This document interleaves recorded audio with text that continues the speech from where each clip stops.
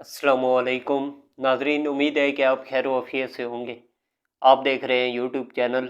मैं हूं इब्राहिम भुट्टा। चैनल को ज़रूर सब्सक्राइब करें, बेल आइकन को प्रेस करना मत भूलिएगा।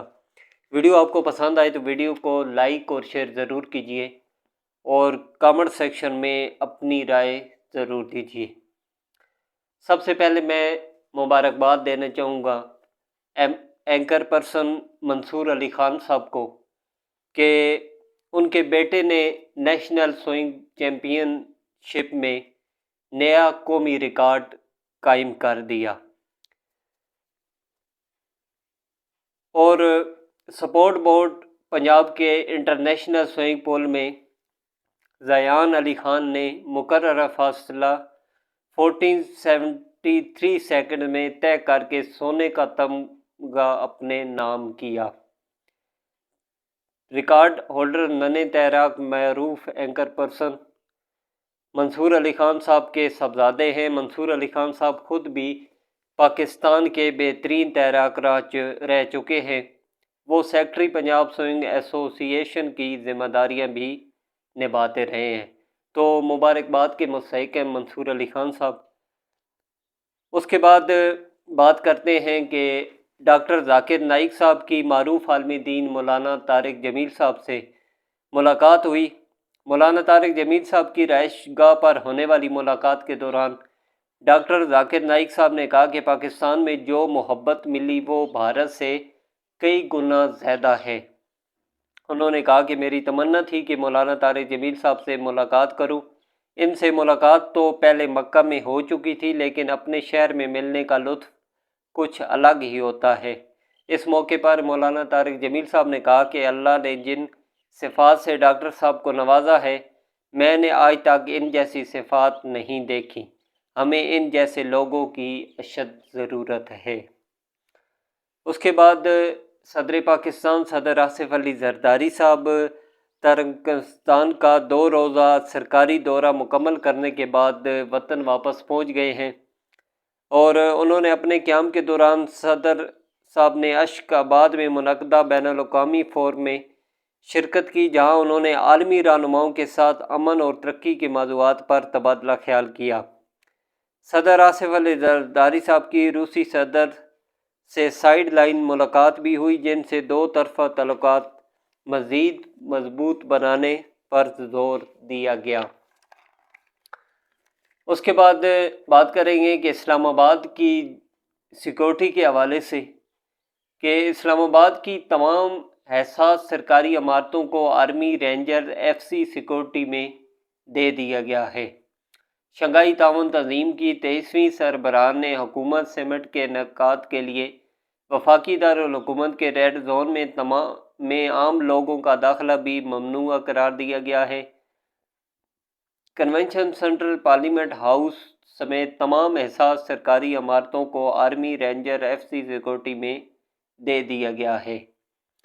समिट के लिए जना कन्वेंशन सेंटर पूरी शायरा दस्तूर पर वाक़या डिप्लोमेटिक इनक्लेव, वजारत ख़ारजा, supreme court, high court, parliament house, Pak secretariat, FBR, NADRA election commission, वफाकी मुतसिब, PTV headquarter, PTV centre, Aga Khan road पर वाक़या 5 स्टार होटल, खैबान सोहरावर्दी के 5 स्टार होटल को आसार सेक्रेटरीट, पाकिस्तान एटमी तवानाई कमीशन हेडक्वार्टर और दूसरी तमाम हसास इमारत को पाकिस्तान आर्मी रेंजर FC की तय दर तय सिविल व अस्करी इंटेलिजेंस इदारों की सिक्योरिटी में दे दिया गया है। उसके बाद वज़ीर आज़म शहबाज शरीफ साहब से MQM के वफ़द की मुलाकात हुई। वफ़द ने आइन के आर्टिकल 140A से मुतल्लिक मुजव्ज़ा बिल भी तरमीम में शामिल करने का मुतालबा किया। ज़राए के मुताबिक मुलाकात में IPPs के मुआहदों, बिजली के रेट में कमी पर बातचीत हुई। वज़ीर आज़म ने IPPs के मामले पर MQM के किरदार को सराहा और अवामी मफादात और निचली सतह तक इख्तियारात मुंतकिली की तरमीम की हमायत की। MQM वफ़द ने कहा कि आइनी तरमीम का मुजव्ज़ा मुसवदा डॉक्टर फ़ारूक सितार को मिल गया। शहबाज शरीफ ने हुकूमती वफ़द को मामलात पर फौरी MQM سے مشاورت کی ہدایت کی۔ حکومتی وفد کل مطلب کہ آج وہ کراچی پہنچ کر سیاسی جماعت کے مرکز جائے گا۔ ملاقات میں اسحاق ڈار، احسن اقبال، رانا ثناء اللہ، ایاز صادق، اعظم نذیر تارڑ اور خواجہ سعد رفیق موجود رہے، جبکہ MQM وفد میں فاروق ستار، امین الحق اور کامران ٹیسوری شامل تھے۔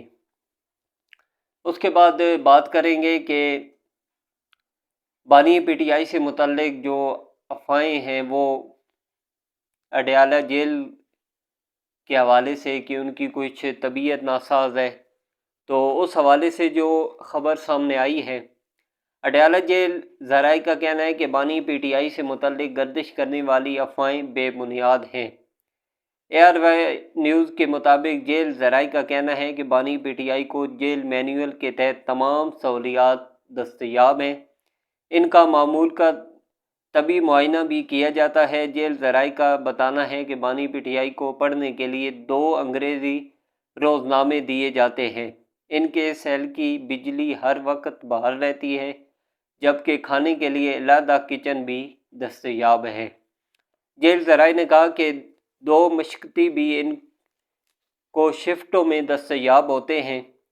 ذرائع کا کہنا ہے کہ نیشنل کاؤنٹر ٹیررزم کی جانب سے تھریٹ الرٹ پر جیل کی سیکورٹی سخت کی گئی ہے۔ پنجاب حکومت نے 18 اکتوبر تک جیل میں ہر قسم کی ملاقات پر پابندی عائد کی ہے۔ اس کے بعد آئینی ترامیم حکومتی مسودے کے نکات دیکھتے ہیں کہ آئینی ترمیم سے متعلق حکومتی مسودے کے نکات سامنے آ گئے ہیں۔ حکومت نے وفاقی آئینی عدالت کی تشکیل کا فارمولہ سیاسی جماعتوں سے شیئر کر دیا ہے۔ آئینی عدالت کیسے تشکیل دی جائے گی؟ حکومت نے اس کا ڈھانچہ تیار کیا ہے۔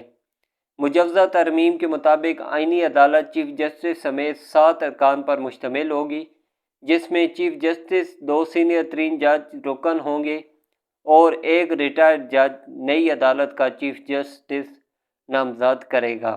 وزیر قانون، attorney general, Pakistan bar council کا نمائندہ بھی شامل ہوگا۔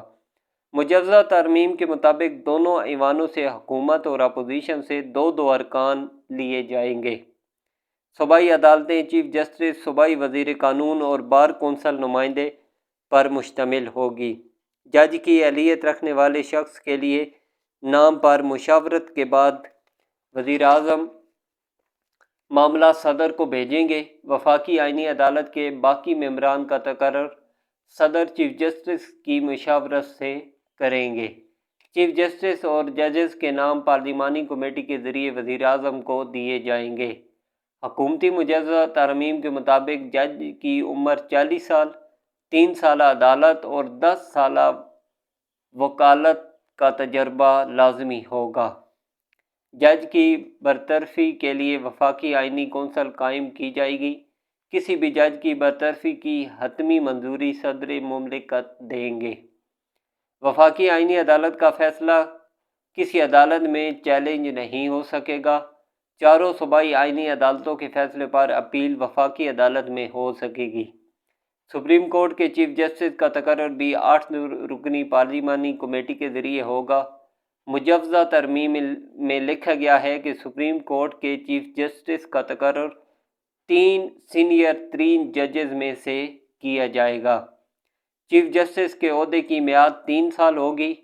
وفاقی آئینی عدالت کے چیف جسٹس کے عہدے کی میعاد بھی 3 سال ہوگی۔